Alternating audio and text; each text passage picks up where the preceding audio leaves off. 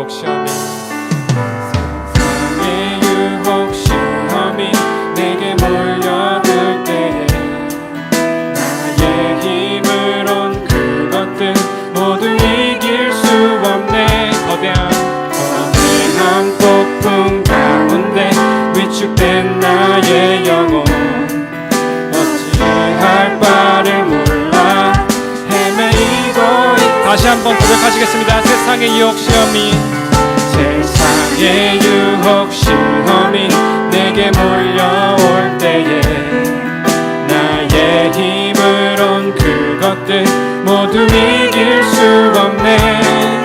거대한 폭풍 가운데 위축된 나의 영혼, 어찌할 바를 몰라 헤매이고 있을 때 주를 찬양, 주를 찬양,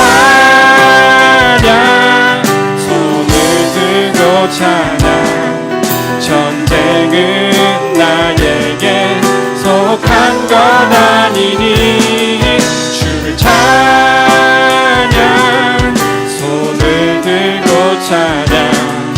전쟁은 하나님께 속한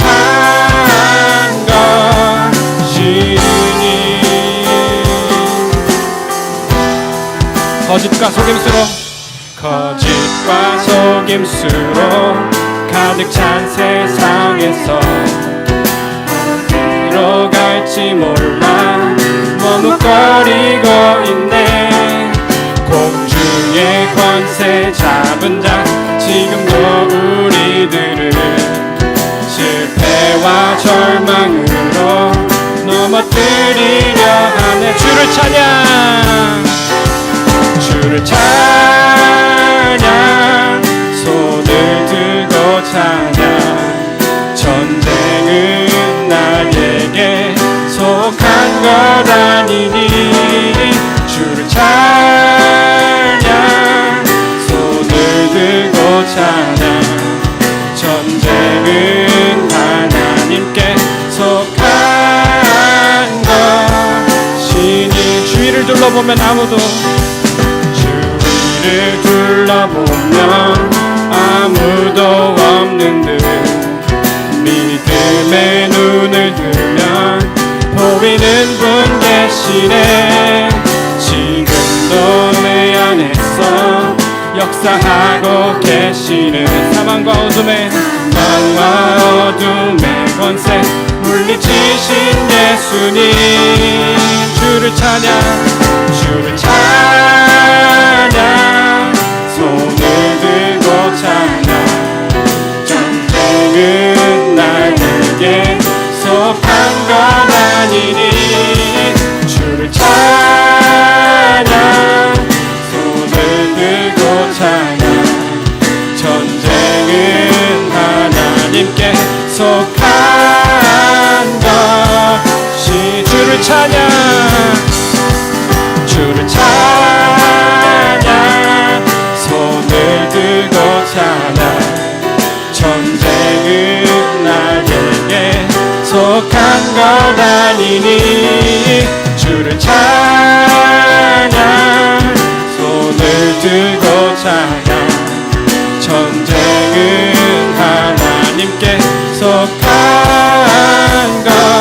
이번에 목소리를 높여 불러드리겠습니다. 주를 찬양, 주를 찬양, 손을 들고 찬양. 전쟁은 나에게 속한 것 아니니 주를 찬양, 손을 들고 찬양. 전쟁은 나에게 속한 것이. 주를 찬양,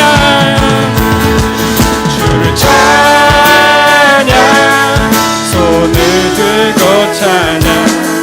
전쟁은 나에게 속한 것 아니니 주를 찬양,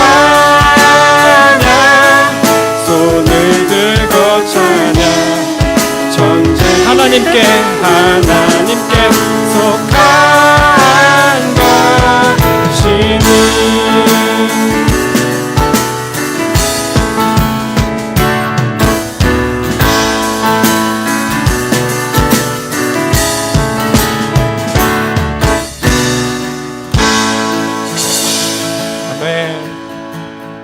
주를 찬양, 손을 들고 찬양. 전쟁은 나에게 속한 것 아니니 주를 찬양 손을 들고 찬양 전쟁은 하나님께 속한 것 다시 한번 찬양하시겠습니다. 주를 찬양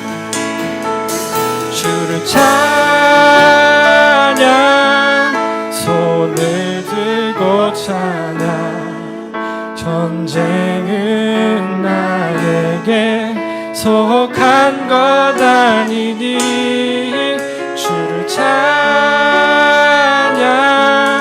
손을 들고 찬양 전쟁은 하나님께 속한 것이니 아멘.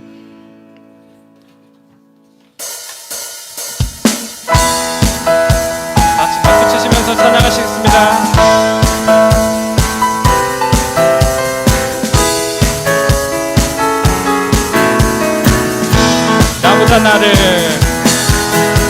나보다 나를 잘 아시는 주님 내가 주를 떠나 어디로 가겠나이까 나 어딜 가든지 주의 손이 나를 인도하시며 주의 오른손이 나를 붙드시리다 나를 창세전부터 계획하시고 지금까지 인도하시네 하나님이여 주의 생각이 어찌 그리 외로우신지요 나의 생각보다 나의 뜻보다 더 크고 놀라우신 주님 하나님이여 나를 살피사 나의 마음을 다시오니 나 영원한 길로 인도하소서 다시 한번 고백하시겠습니다. 나보다 나를 잘 아시는 주님 주를 떠나 어디로 가겠나이까 나 어디 가든지 주의 손이 나를 인도하시며 주의 오른손이 나를 붙드시리라 나를 창세전부터 계획하시고 지금까지 인도하시네 하나님이여 주의 생각이 어찌 그리 외로우신지요 나의 생각보다 나의 뜻보다 더 크고 놀라우신 주님 하나님이여 나를 살피사 나의 마음을 다시오니 나를 영원한 길로 인도하소서 하나님이여 주의 생각이 어찌 그리 외로우신지요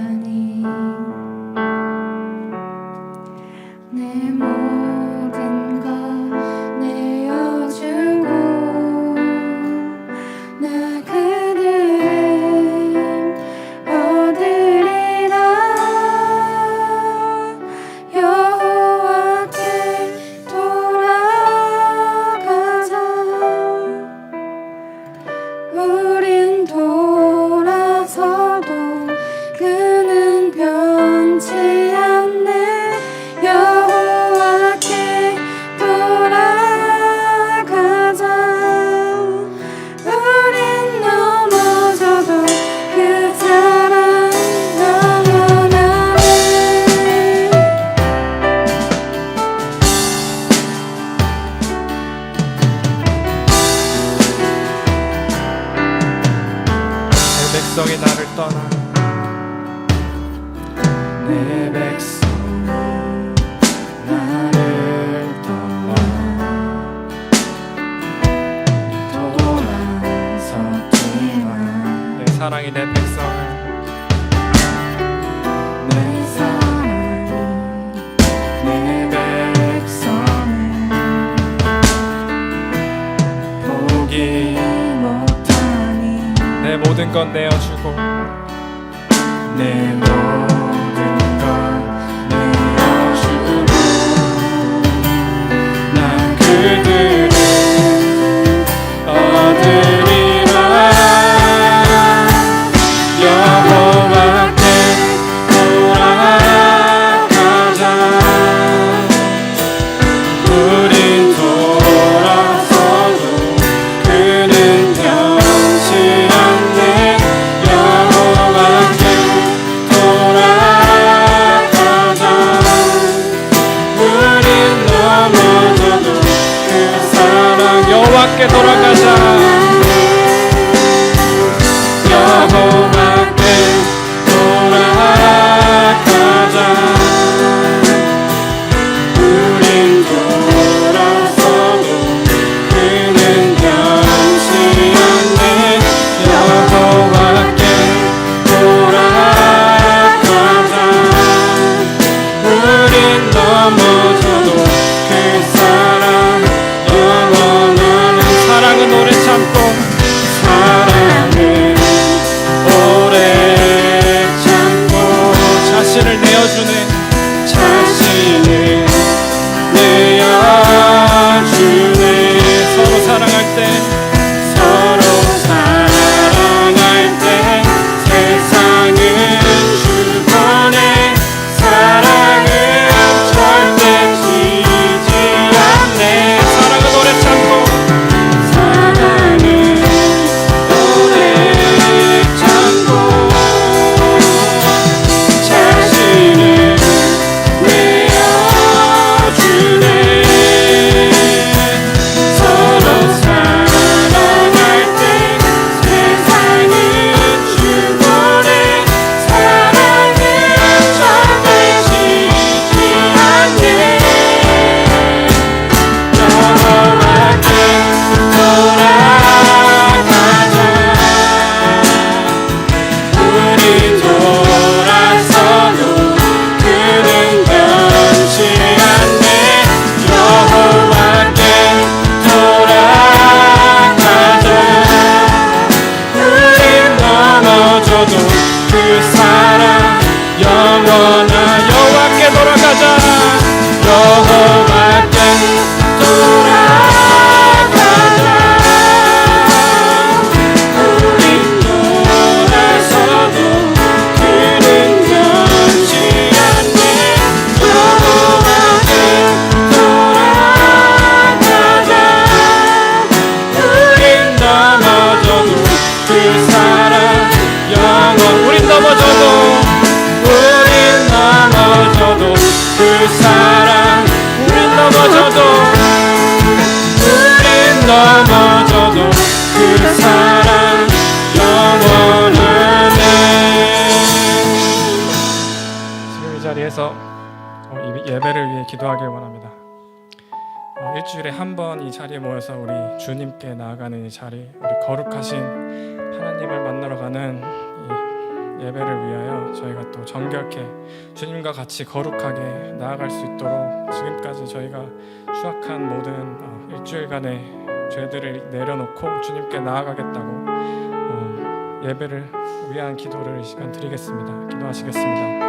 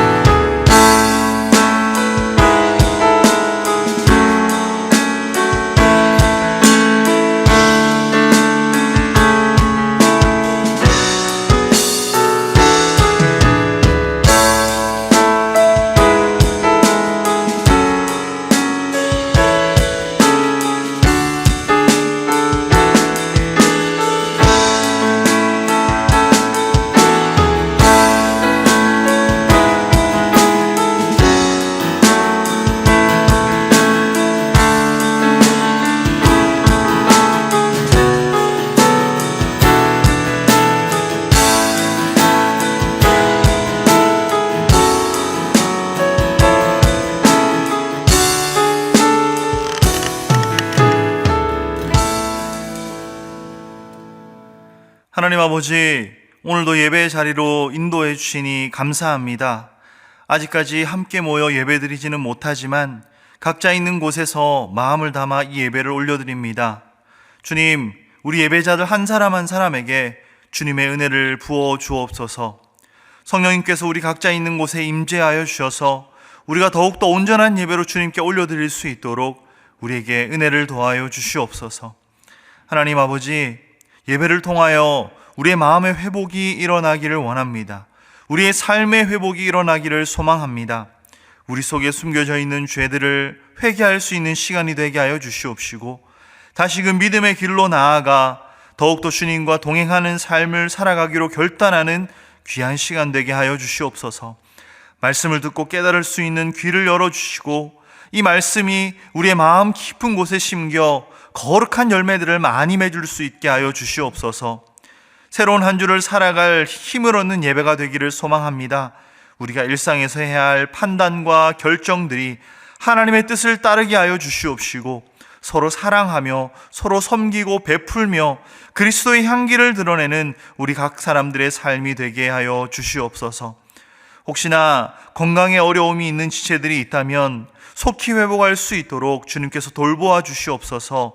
혹시나 재정적인 문제, 관계의 문제, 진로의 문제 등 여러 가지 삶의 어려움 가운데 신음하고 있는 이들이 있다면 하나님께 그것을 기도로 올려드리며 우리에게 신실하게 응답하시는 그 하나님의 응답하심을 경험하는 귀한 축복의 통로로 삼아 주시옵소서. 이제 하나님의 말씀을 듣기를 소망합니다. 부족한 종을 통하여 주님의 음성을 들려주시고, 이번 한 주 동안 우리가 붙잡고 또 순종하며 살아갈 귀한 하나님의 말씀을 허락하여 주시옵소서.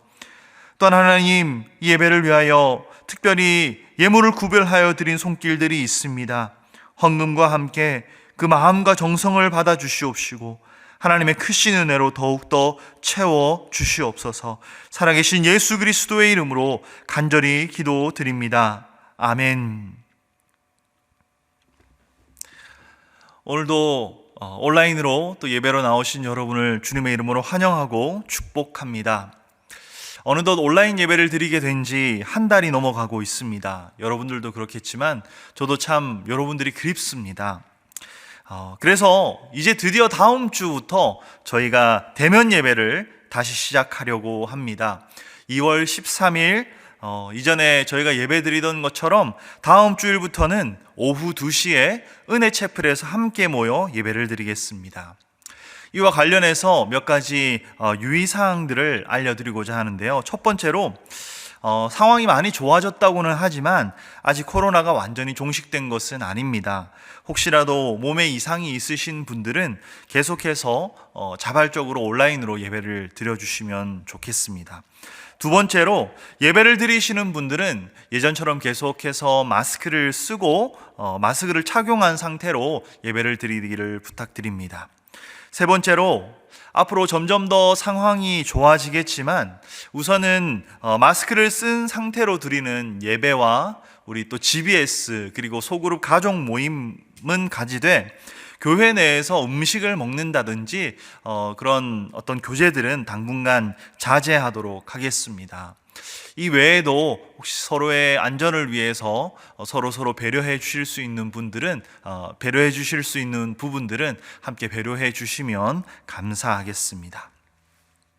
온라인 예배와 관련해서는 2월 13일부터 대면 예배를 드리면서 라이브 송출을 하도록 하겠습니다. 계속해서 유튜브를 통해 온라인 송출을 하게 될 텐데요. 라이브 스트리밍은 유튜브를 통해서 하고 페이스북에는 예배 후에 예배 영상을 올리는 것으로 하겠습니다. 그리고 GBS와 소그룹 모임 관련 광고입니다. 지난 주 중에 GBS 신청 공지를 단톡방을 통해서 보내드렸는데요. 그것에 대해서 조금 더 설명을 드리자면 이번 GBS도 작년과 마찬가지로 2개의 클래스가 진행됩니다. GBS 스텝 1과 GBS 스텝 2라고 부르려고 하는데요. GBS 스텝 1은 그리스도인의 확신이라는 제목의 녹색 책자를 교재로 사용하는 첫 번째 GBS 과정이고요. GBS 스텝 2는 그리스도인의 생활 지침이라는 제목의 오렌지색 교재를 가지고 함께 하나님의 말씀을 공부하는 과정입니다. 그리고 GBS 2는 GBS 1을 마치신 분들을 대상으로 합니다. 그러니까 아직 GBS에 한 번도 참석한 적이 없으신 분들은 먼저 GBS 1에 신청해 주시고, GBS 1을 마치신 분들은 GBS 2에 신청해 주시면 되겠습니다. 이번 2022년 전반기 GBS는 다음 주 12월 13일부터 예배가 마친 후 3시 15분에 소그룹실에 모여서 오프라인으로 진행하도록 하겠습니다. 그러면 이렇게 질문하시는 분들이 계실 것 같습니다. GBS2까지 다 마치신 분들이나 이미 다 마치신 분들이나 이번 GBS에 참석하지 못하시는 분들은 어떻게 하는지요? 이분들은 소그룹 모임을 가지실 수 있도록 이번에는 GBS와 소그룹 모임을 같이 병행하기로 했습니다. 예수마을에 4개의 가족들이 있는데 둘씩 합쳐서 GBS에 참석하지 못하시는 지체들은 가족 모임을 이어가도록 하겠습니다. 혹시나 GBS와 소그룹 모임 관련해서 더 궁금하신 점이 있으시다면 저나 리더들에게 문의해 주시면 되겠습니다. 마지막으로 수련회 광고입니다. 2월 말에 진행하려고 했던 수련회는 아무래도 이번에는 무리일 것 같아서 4월 말로 날짜를 옮겼습니다. 아쉬운 마음이 들기도 하지만 준비 상황과 또 안전을 생각했을 때 날짜를 미루는 것이 낫겠다고 결정을 하였습니다. 디테일한 내용들을 앞으로 또 계속해서 여러분들에게 공지를 드릴 텐데요. 그렇게 수련의 날짜가 4월 말로 변경되었다는 것을 기억해 주시면 되겠습니다. 그럼 이제 우리 함께 하나님의 말씀 나누도록 하겠습니다. 오늘 함께 나누실 하나님 말씀은 창세기 11장 1절에서 8절까지의 말씀입니다. 창세기 11장 1절에서 8절까지의 말씀, 제가 대표로 봉독하도록 하겠습니다. 온 땅의 언어가 하나요 말이 하나였더라. 이에 그들이 동방으로 옮기다가 신할 평지를 만나 거기 거류하며 서로 말하되 자 벽돌을 만들어 견고히 굽자 하고, 이에 벽돌로 돌을 대신하여 역청으로 진흙을 대신하고, 또 말하되 자 성읍과 탑을 건설하여 그 탑 꼭대기를 하늘에 닿게 하여 우리 이름을 내고 온 지면에 흩어짐을 면하자 하였더니, 여호와께서 사람들이 건설하는 그 성읍과 탑을 보려고 내려오셨더라. 여호와께서 이르시되 이 무리가 한 족속이요 언어도 하나이므로 이같이 시작하였으니 이후로는 그 하고자 하는 일을 막을 수 없으리로다. 자 우리가 내려가서 거기서 그들의 언어를 혼잡하게 하여 그들이 서로 알아듣지 못하게 하자 하시고, 여호와께서 거기서 그들을 온 지면에 흩으셨으므로 그들이 그 도시를 건설하기를 그쳤더라. 아멘. 얼마 전에 마켓을 갔다가 놀라운 광경을 목격했습니다. 너무 예쁘기도 하고 또 신기하기도 해서 제가 사진을 찍었었는데요. 여러분들에게도 한번 보여드리도록 하겠습니다. 여러분, 이 진한 무지개 색깔이 보이십니까? 제가 살면서 이렇게 선명하고 예쁜 무지개는 처음 봤던 것 같습니다. 저희가 작년 12월까지 창세기 말씀을 시리즈로 나눴었는데요. 그 마지막이 바로 이 무지개와 관련이 깊은 그런 말씀이었죠. 노아의 홍수 사건을 통해 죄로 가득했던 인류가 심판을 받았습니다. 하지만 하나님의 은혜를 입은 노아의 가족은 구원을 얻었죠. 더 이상 물로 세상을 심판하지 않으시겠다는 하나님의 약속의 증표가 바로 무지개였습니다. 그렇게 인류는 노아의 가족 8명으로부터 새로운 출발을 하게 되었습니다. 한편으로는 그런 생각이 들 법도 합니다. 겨우 8명만이 남은 상황에서 어떻게 이렇게 온 세계로 수많은 인류가 생겨났을까? 과연 성경이 하는 이야기가 맞는 말일까? 그래서 제가 한번 계산을 해보았습니다. 그 당시에는 사람들이 몇백 년씩 살면서 애를 낳았으니까 만약에 8명의 사람들이, 가족이 8명씩만 더 낳고, 자녀들을 낳고, 이 8명이 또 각자 8명씩의 자녀들을 더 낳는다면 어떻게 될까? 뭐 이러저런 복잡한 상황들과 계산이 있을 수도 있겠지만 단순히 제가 8 곱하기 8 곱하기 8 해서 그렇게 계산을 한번 해보았는데요. 8명씩 계속해서 아이를 낳으면서 10대 자손들까지만 내려가도 그 숫자를 다 합하니까 무려 10억 명이 되더라고요, 여러분. 8명의 자녀를 낳는 10대 손까지만 내려가도 10억이라는 인구가 온 세계를 뒤덮기에 충분한 그런 숫자의 인류가 퍼져나가기 시작했습니다. 어쨌든 그렇게 하나님의 은혜를 입은 노아의 가족들은 생육하고 번성하여 많은 땅을 차지하며 살아가게 되었습니다. 이쯤에서 우리는 한 가지 기대를 할 수 있을 것 같습니다. 특별한 하나님의 은혜 속에서 구원을 받은 노아의 가족, 이들로부터 새로운 인류가 시작을 했으니 이제 드디어 거룩한 하나님의 나라가 곳곳에서 세워지겠구나, 충분히 그렇게 기대를 할 수 있는 상황이죠. 그런데요, 다시 한번 성경의 독자들은 이런 기대가 무너지게 되는 것을 볼 수 있습니다. 또다시 인류는 하나님 앞에서 실수와 실패를 반복하지요. 그리고 그 대표적인 사건이 바로 오늘 본문의 바벨탑 사건이었습니다. 오늘 이 바벨탑 사건을 통해서 세 가지 교훈을 함께 살펴보려고 합니다. 본문 1절은 먼저 이렇게 시작하고 있습니다. 온 땅의 언어가 하나요, 말이 하나였더라. 어쩌면 당연한 일이죠. 한 가족에서부터 태어난 후손들이니까 다 같은 언어를 사용하고 있었을 것 같습니다. 그런데 이때 아주 중요한 사건 하나가 발생합니다. 우리 오늘 본문 2절 말씀을 한번 읽어볼까요? 제가 대표로 읽겠습니다. 이에 그들이 동방으로 옮기다가 시날 평지를 만나 거기 거류하며. 아멘. 이 당시 사람들이 동쪽으로 이동해 갔다고 합니다. 여러분 혹시 동쪽 하니까 전에 우리가 함께 나누었던 말씀이 생각나시지 않나요? 바로 가인의 이야기입니다. 가인에 대해서 창세기 4장 16절은 이렇게 기록하고 있습니다. 가인이 여호와 앞을 떠나서 에덴 동쪽 노 땅에 거주하더니.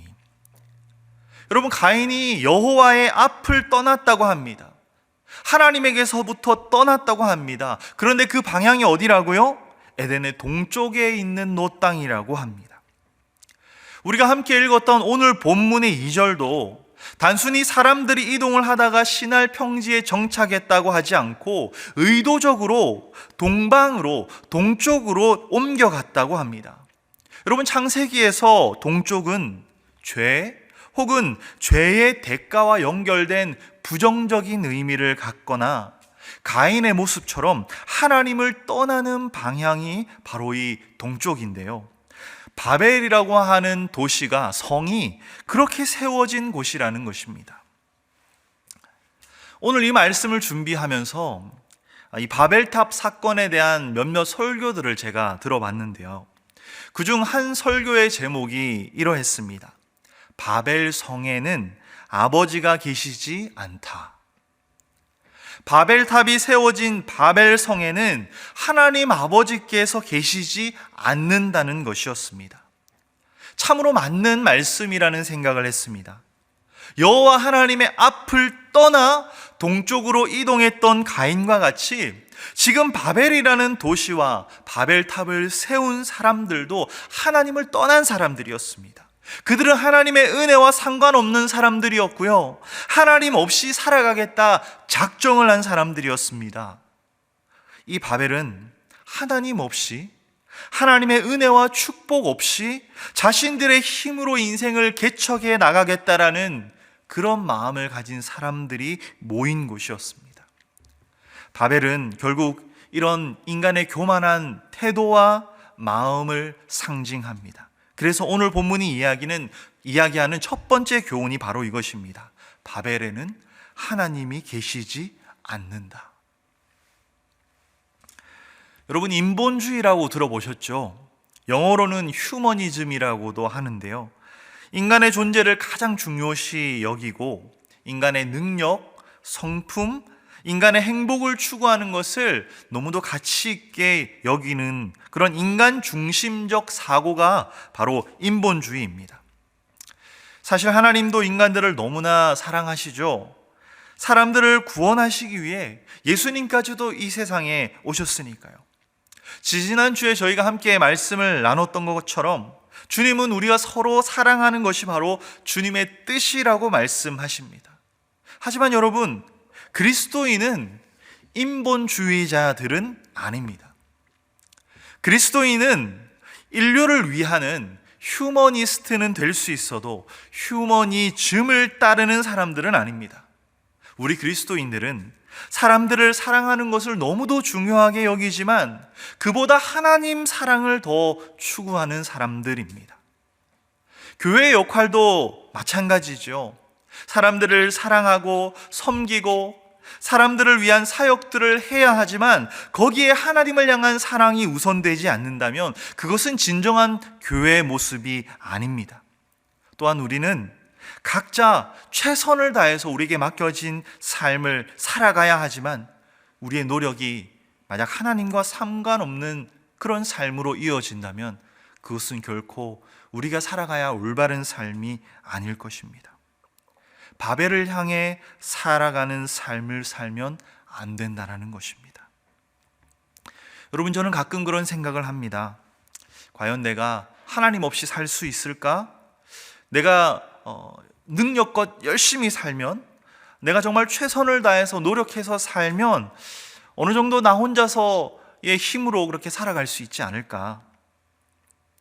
하지만 결국 제 마음을 메아리쳐 돌아오는 생각은 결국 저는 하나님 없으면 안 된다는 것이었습니다. 여러분들도 마찬가지 아니십니까? 여러분, 우리가 어떻게 하나님 없이 살아갈 수 있겠습니까? 바벨성에는 하나님이 계시지 않습니다. 사람들은 스스로의 힘으로 세워가는 이 높고 빛나는 성 바벨, 자신들의 안전과 성공을 가져다 줄 것 같은 바벨을 세우기 위해 무던히도 노력하며 살아갑니다. 하지만 그 노력이 하나님과 상관없다면, 그것이 오히려 하나님을 멀리하는 길이라면 결국 오늘 본문의 바벨과 같이 그 끝은 쓰디쓴 결말을 맞이하게 될 것입니다. 그렇다면 우리가 바벨과 같은 결말을 맺지 않기 위해 어떻게 해야 하는 것일까요? 성경은 그것을 위해서 많은 이야기들을 들려주고 있지만 특별히 오늘 본문은 이것에 대해서 아주 중요한 한 가지를 우리에게 기억하라고 이야기를 합니다. 오늘 설교의 두 번째 포인트입니다. 바로 하나님께서 우리에게 주신 것들을 올바르게 사용하는 것이 중요하다는 것입니다. 요즘 제가 코로나의 후유증을 좀 겪고 있는 것 같습니다. 코로나 증상들이 다 좋아졌는데요. 특별히 한 가지 제가 집중력이 좀 저하된 것 같습니다. 아내한테 집중력이 좀 떨어진 것 같다고 요즘에 그렇게 이야기를 하니까 아내가 큰일이 났다는 거예요. 제가 원래 기억력도 좀 안 좋고 별로 이렇게 좋은 게 없는데 그나마 집중력 하나 좀 괜찮았는데 이제 집중력까지 떨어졌다고 하니까 큰일이 나는 거죠. 제가 뭐 딱히 반박도 못하겠고 그냥 웃으면서 듣고 있었습니다. 여러분들은 어떤 장점, 어떤 능력, 어떤 재능을 갖고 있습니까? 어떤 사람은 지적 능력이 좋아서 공부를 잘하고 어떤 사람은 운동신경이 좋아서 스포츠에 탁월함을 보이기도 합니다. 어떤 사람은 성품이 좋아서 많은 사람들이 따르기도 하고요. 어떤 사람은 무슨 일이든지 정말 열심히 성실하게 하기 때문에 사람들의 신뢰를 얻기도 합니다. 하나님께서는 모든 인류에게 다양한 재능과 성품을 주셨습니다. 그런데 그것을 올바르게 사용하는 사람이 있는가 하면 올바르게 사용하지 않는, 자신이 가진 능력을 잘못 사용하는 사람들도 있습니다. 그래서 많은 사람들에게 또 스스로에게 피해를 주는 사람들이 있죠. 보통 우리가 일상에서 만나는 어떤 능력이 탁월한 사람들은 먼저 좋은 선입견을 줍니다. 그 사람이 좋은 사람일 거라는 선입견이 우리 안에 생겨나죠. 또 예쁘고 잘생긴 사람 만나면 그 사람이 좀 성격도 좋을 거라는 그런 근거 없는 선입견이 생기기도 하는 것 같습니다. 예쁘고 잘생긴 연예인들에 대한 그런 환상들이 사람들에게 있지 않습니까? 하지만 이렇게 좋은 인상을 주던 사람이 시간이 지나면서 오히려 실망을 줄 때가 있습니다. 왜 그럴까요?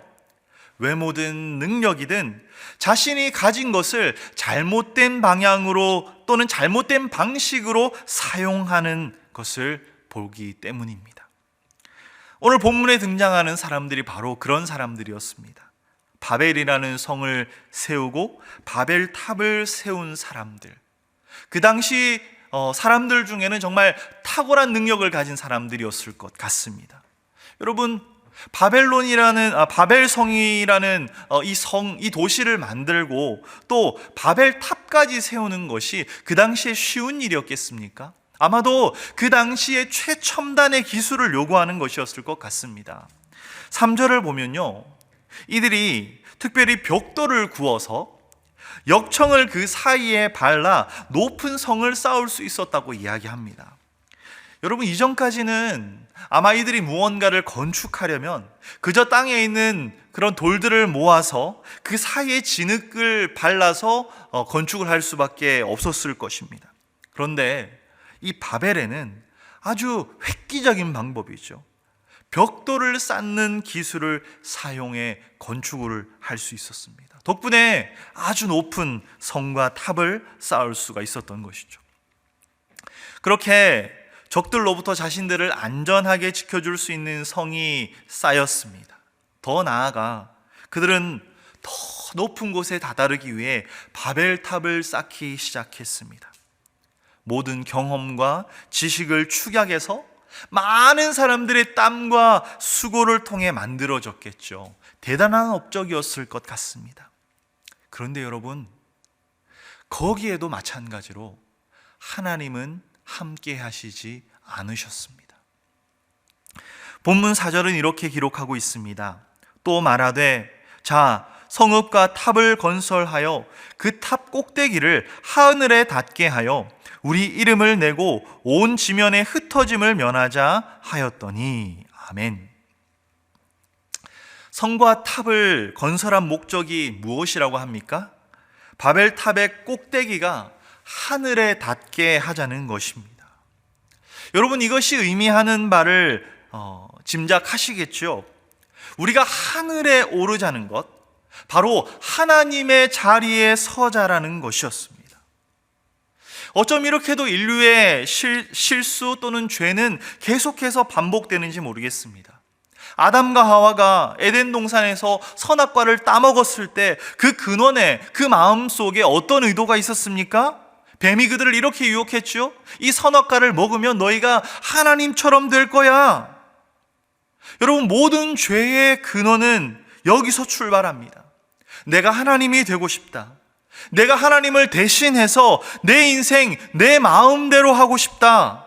내가 가진 재능, 내가 가진 재산, 내가 가진 건강, 내가 가진 것들을 내가 하나님이 되어서 내 마음대로 하겠다라는 생각이 바로 죄의 시작입니다.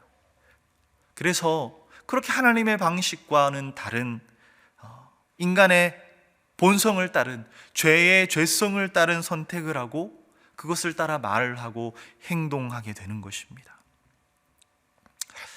여러분들의 삶은, 요즘 삶은 좀 어떠십니까? 혹시 하나님과는 전혀 상관이 없는 것 같은 삶을 살고 계시지는 않으셨습니까? 그건 단순히 하나님을 생각하고 안 하고의 문제가 아닙니다. 하나님을 생각해도 하나님의 뜻과 다른 방향, 다른 방식의 삶을 살아간다면 바로 그것이 하나님과 상관없는 삶입니다. 하나님께서 우리에게 주신 모든 것, 우리의 시간, 우리의 능력, 우리의 성품, 건강, 내 삶을 이루고 있는 환경, 그렇게 하나님께서 우리에게 주신 모든 것들을 하나님의 뜻과 방법을 따라 올바르게 사용하는 삶을 살아갈 때 비로소 우리는 하나님과 관계 있는 삶을 살아간다고 이야기할 수 있는 것입니다. 하나님의 말씀처럼 하나님을 사랑하고 이웃을 사랑하기 위해 우리에게 맡겨주신 삶을 사용해야 합니다. 전 세계를 변화시킬 힘이 내게는 없죠. 그렇더라도 하나님께서 허락하신 나의 삶의 바운더리, 바로 이곳을 더욱더 거룩하고 아름답고 온전하게 세워가는 것이 바로 우리에게 맡겨진 미션입니다. 저와 여러분들의 삶이 이처럼 하나님이 보시기에 올바른 방법으로, 올바른 모양으로 쓰임 받으실 수 있기를 간절히 소망합니다. 이어지는 오늘 본문 5절부터는 하나님께서 이 바벨탑 사건을 어떻게 해결하시고 계신지를 알려주고 있습니다. 그런데 5절과 6절은요, 좀 뭔가 이상한 이야기를 하는 듯한데요. 우리 5절과 6절 말씀 한 번 더 읽어보도록 하겠습니다. 제가 읽겠습니다. 여호와께서 사람들이 건설하는 그 성읍과 탑을 보려고 내려오셨더라. 여호와께서 이르시되 이 무리가 한 족속이요 언어도 하나이므로 이같이 시작하였으니 이후로는 그 하고자 하는 일을 막을 수 없으리로다. 아멘. 여러분, 뭔가 좀 이상하시지 않으신가요? 하나님께서 시력이 약하셔서 바벨을 보려고 내려오셨을까요? 하나님께서 능력이 없으셔서 이후로는 그들이 하는 일을 막을 수 없을 것 같아 지금 당장 이 문제를 해결해야겠다, 그렇게 생각하시는 것일까요? 하나님은 이미 모든 것을 다 알고 계셨습니다. 바벨탑을 건설한 사람들의 마음과 행위를 다 알고 계셨습니다. 직접 내려오실 필요가 없었죠. 그리고 하나님은 언제든 이 바벨탑을 무너뜨리실 수 있는 분이십니다. 이 바벨탑을 쌓고 있는 사람들을 언제든 심판하실 수 있는 분이시죠. 노아의 홍수가 바로 그 증거 아니겠습니까? 그렇다면 이 5절과 6절을 우리가 어떻게 이해해야 되겠습니까? 신학자들은 이 5절과 6절이 바벨탑을 쌓고 있는 이 교만한 사람들에 대해 반어법을 사용해 그들의 어리석음을 지적하는 것이라고 해석합니다. 바벨탑을 쌓는 사람들이 이렇게 생각을 했다는 것이죠. 바벨탑이 하늘에 닿게 하자. 하지만 하나님은 그들을 비웃으시듯 저 하늘로부터 친히 내려오셔서 그들을 보셔야 했습니다. 바벨성의 사람들은 자신들의 힘으로 모든 것을 할 수 있다고 생각했습니다. 하지만 하나님께서는 그래? 너희가 하는 일을 아무도 막을 수 없을 것 같아? 이제 누가 진정한 하나님인지 똑똑히 우리 한번 보자꾸나. 그렇게 그들의 계획을 산산조각 내셨던 것입니다. 이런 모습을 보면 우리 하나님이 그냥 맨날 진지하시기만 한 그런 재미없는 분은 아닌 것 같다는 생각이 들기도 합니다. 여러분, 그렇게 결국 이 바벨론 사건의 결말이 어떻게 됩니까? 본문 마지막 8절 말씀 제가 한 번 더 읽어보도록 하겠습니다. 여호와께서 거기서 그들을 온 지면에 흩으셨으므로 그들이 그 도시를 건설하기를 그쳤더라. 아멘. 바벨 성과 탑을 세우던 사람들의 계획은 결국 실패하게 됩니다. 그런데 여러분, 여기서 우리가 중요하게 생각해 보아야 할 한 단어가 있습니다. 바로 그들을 하나님께서 온 지면으로 흩으셨다는 것입니다. 흩어졌다. 4절 후반부를 보면요, 사람들이 바벨성과 탑을 세운 이유가 흩어지지 않기 위해서였다고 합니다. 많은 사람들이 모여서 힘을 합치면 뭐든지 할 수 있으니까 우리는 흩어지지 말고 뭉쳐있자. 마치 군대의 구호 같죠. 뭉치면 살고 흩어지면 죽는다. 그런데 하나님의 계획과 뜻은 달랐습니다. 하나님께서는 인류를 창조하시면서 어떤 계획을 갖고 계셨습니까? 아담을 만드시 창조하시고 이렇게 말씀하셨죠. 생육하고 번성하여 땅에 충만하라. 땅의 모든 생물을 다스리라. 홍수가 끝나고 방주에서 나온 노아와 그 가족들에게 하신 말씀도 동일했습니다. 생육하고 번성하여 땅에 충만하라. 하나님은 사람들이 자신들의 안전과 편리함을 위해 한 곳에 모여 사는 것이 아니라 세상 곳곳으로 흩어져서 자신들이 있는 그곳에 하나님의 나라와 하나님의 통치를 세워가기를 원하셨던 것입니다. 하나님의 다스리심이, 하나님의 왕되심이 온 세상에 나타나되 그 대리자로 우리 사람들을 세우신 것이었습니다. 신약 성경을 살펴보면 사도신경에도 또 이런 비슷한 일이 일어났습니다. 초대교회 성도들은 처음에 예수님을 믿고 얻는 그 구원이 단지 유대인들만의, 이스라엘 사람들만의 것이라고 생각을 했습니다. 그래서 이스라엘의 수도였던 예루살렘의 교회를 세우고 그곳에서만, 예루살렘 안에서만 모여서 살아갔죠. 하지만 곧 교회에 대한 심한 핍박이 일어나서 그들이 어쩔 수 없이 뿔뿔이 흩어지게 되었습니다. 교회가 깨어지고 성도들이 박해를 피해 도망치는, 어쩌면 이 참담해 보이는 상황이 이어지게 되었죠.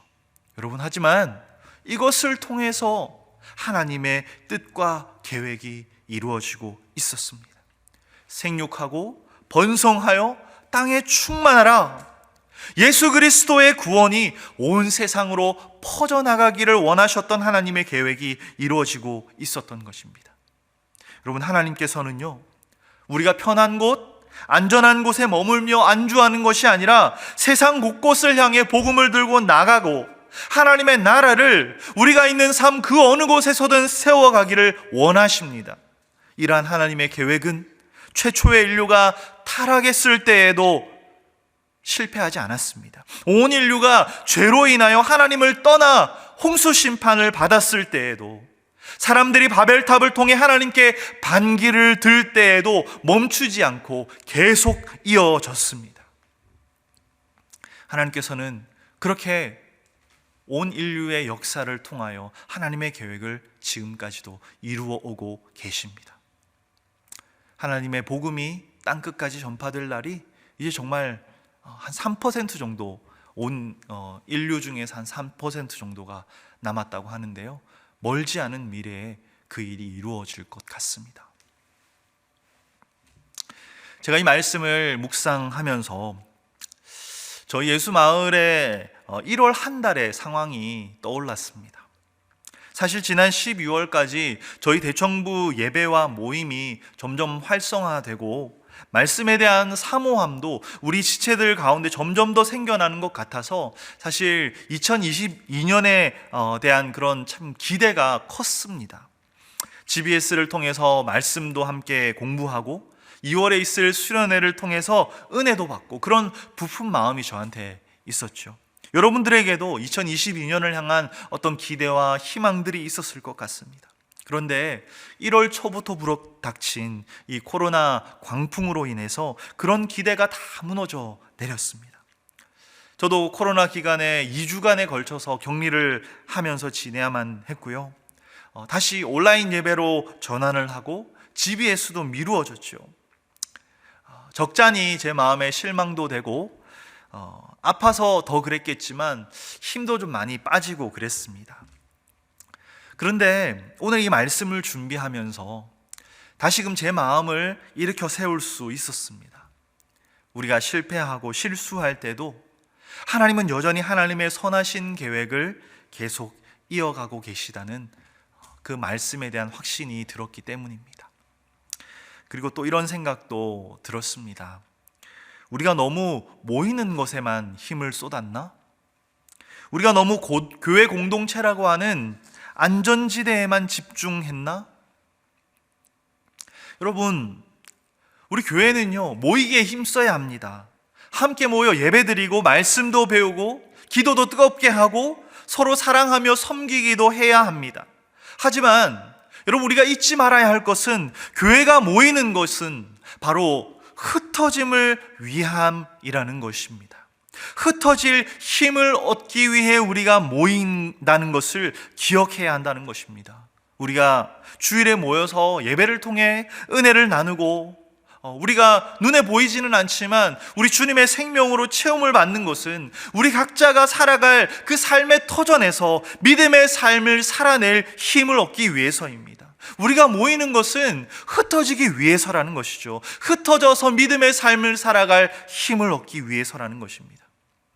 어쩌면 우리는 그동안 우리의 마음이 그저 교회에서만 좀 더 거룩하고 좋아하는 사람들끼리만 모여서 잘 지내고 그저 은혜의 안전지대에 잠깐 다녀가는 것으로 만족했던 그런 모습이 있었던 건 아닌가 되돌아보게 됩니다. 여러분, 하나님은 교회에서만의 하나님이 아니시죠. 우리 모든 삶의 하나님이십니다. 예수님은 우리 교회 공동체 안에서만의 주님이 아니라 우리의 모든 존재의 주님이십니다. 우리는 우리 각자의 삶으로 흩어져 그곳이 어디든 언제 어디서나 하나님의 나라를 살아가는 하나님의 백성들입니다. 사랑하는 예수마을 가족 여러분, 말씀을 마치겠습니다. 이제 다음 주부터 우리는 다시 교회에 모이려고 합니다. 이 교회 공동체는 하나님이 함께 하시는 곳이어야만 합니다. 그렇다면 이곳이 하나님의 방식과 뜻이 이루어지는 곳이 되어야 한다는 의미입니다. 하나님께서 우리에게 주신 이 공동체도 하나님의 뜻에 맞게 올바르게 세워져야 합니다. 그리고 우리는 이 교회 안에서만이 아니라 우리의 삶의 곳곳에서 하나님의 사람들로 살아가기 위한 힘을 이 공동체 안에서 얻어야 합니다. 여러분, 이번 한 주를 그렇게 하나님의 사람으로 살기 위해 시도해 보십시오. 노력해 보십시오. 실수하고 실패할 때도 있겠지만 오늘 이 예배를 통해 하나님께 주시는 말씀을 붙들고 변함없이 계속되어지는 영원한 하나님의 계획을 여러분 신뢰하며 나아가 보십시오. 그리고 우리가 다시 모일 때마다 선하신 하나님의 은혜로 다시금 체험받으며 우리에게 허락하신 삶을 더욱더 힘있게 살아갈 힘을 얻을 수 있기를 바랍니다. 여러분, 다들 너무 보고 싶습니다. 우리 다음 주에 함께 만나게 될 텐데요, 이번 한 주 우리 모두 바벨이 아니라 하나님께 속한 하나님의 사람들로 건강하게 잘 지내시고 다음 주에 우리 모두 밝은 얼굴로 다시 만날 수 있기를 바랍니다. 우리 함께 말씀을 기억하며 기도했으면 합니다. 시간 혹시나 지난 한 달 우리의 마음이 하나님 앞에 어떤 상태였는지 돌아보기를 바랍니다. 과연 우리가 하나님을 떠나 동쪽으로 갔던 하나님이 없는 바벨을 세웠던 사람들의 모습과 닮아 있지는 않았을까요? 우리가 하나님 없이 살려고 우리의 힘만으로 몸부림쳤던 사람들은 아닐까요? 여러분, 우리는 열심히 최선을 다해 우리에게 주어진 삶을 살아가야 합니다. 다만 그 방식이 하나님의 뜻과 계획에 합한 모습이 될 수 있도록 우리는 계속해서 우리를 점검해야 합니다. 이제 새롭게 시작되는 한 주는 우리 좀 더 하나님과 상관 있는 삶을 살아가기로 결단합시다. 하나님께서 주시는 마음과 생각을 따라 순종하며 하나님의 나라를 우리의 삶 구석구석에 세워갈 수 있기를 결단합시다. 하나님, 우리에게 은혜를 더하여 주시옵소서. 예배를 통하여 우리가 믿음의 삶, 하나님의 백성으로 하나님의 나라를 세워가며 우리의 삶을, 우리의 일상을 살아갈 수 있도록 주여 은혜를 베풀어 주시옵소서. 우리 그런 마음으로 함께 합심으로 기도하겠습니다.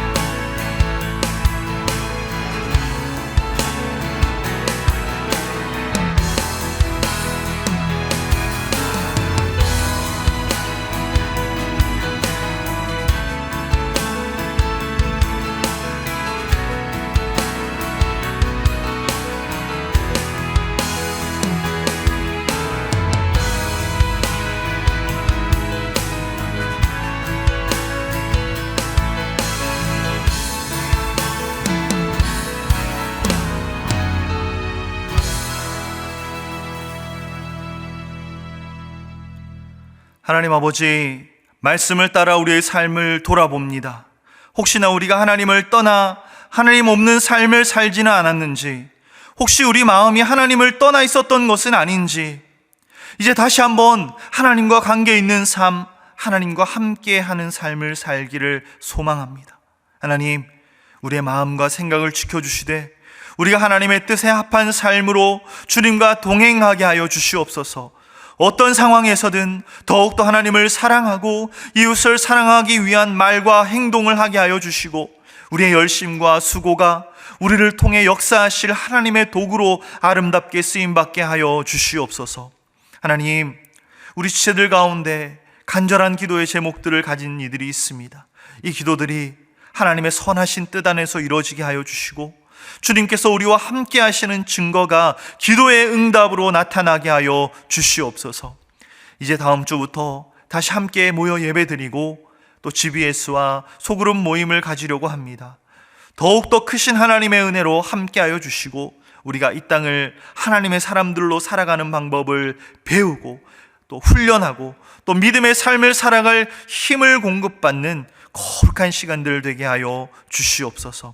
이번 한 주도 우리와 함께 하실 주님을 기대합니다. 주, 우리의 발걸음, 우리의 말과 행동을 붙들어 주시고 인도하여 주시옵소서. 이제는 우리 주 예수 그리스도의 크신 은혜와 하나님의 무한하신 사랑하심과 성령님의 함께 동행하시며 역사하시는 그 역사가 바벨이 아닌 하나님의 나라의 백성들로 살아가기로 결단하는 여기에 머리 숙인 모든 하나님의 백성들 머리 위에 이제로부터 영원까지 함께 하시기를 간절히 축원하옵나이다. 아멘.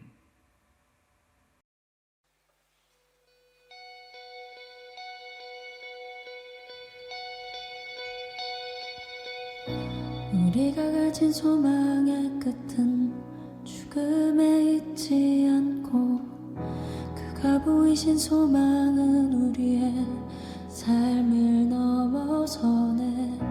한 나무에 달리셨던 그의 희생과 부활은 우리가 겪는 이곳에서의 절망을 허무네. 주가 사셨듯이 우리도 살아가리. 삶의 끝을 넘어 그와 함께 영원히 주가 이루시니 우리도 이뤄가리. 우리 삶을 넘어 주와 함께 영원히.